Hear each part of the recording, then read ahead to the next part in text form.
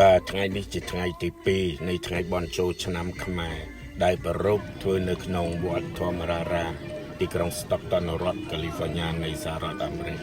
ហើយក៏ជាថ្ងៃបញ្ចប់នៃការរាំកម្សាន្តក្នុងកម្មវិធីបុណ្យចូលឆ្នាំខ្មែរឆ្នាំ2026នេះផងដែរបាទនៅលើឆាកនោះក្រុមសម្ដែងរបាំបុរាណកំពុងតែសម្ដែងជូនទស្សនិកជនដែលបានមកចូលរួមនៅក្នុងកម្មវិធីបុណ្យចូលឆ្នាំនៅក្នុងវត្តធម្មរារាមនេះនៅទីក្រុង Stockton ហើយក្រោយពីកម្មវិធីរបាំបញ្ចប់នោះកម្មវិធីរាំលេងកម្សាន្តនឹងចាប់ផ្ដើម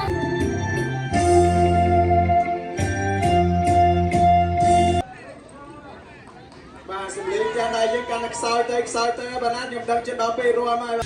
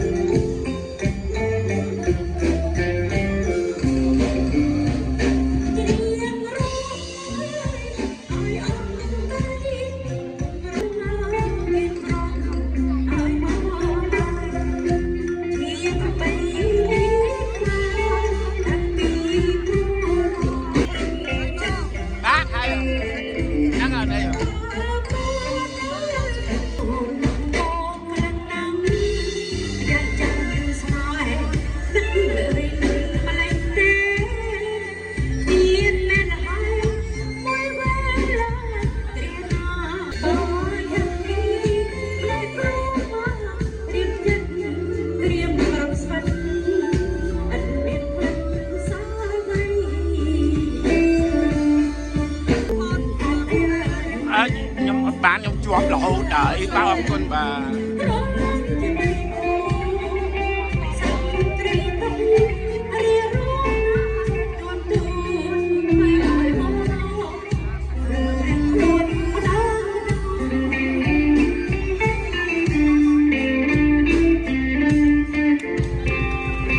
Hãy subscribe cho kênh Ghiền Mì Gõ để không bỏ lỡ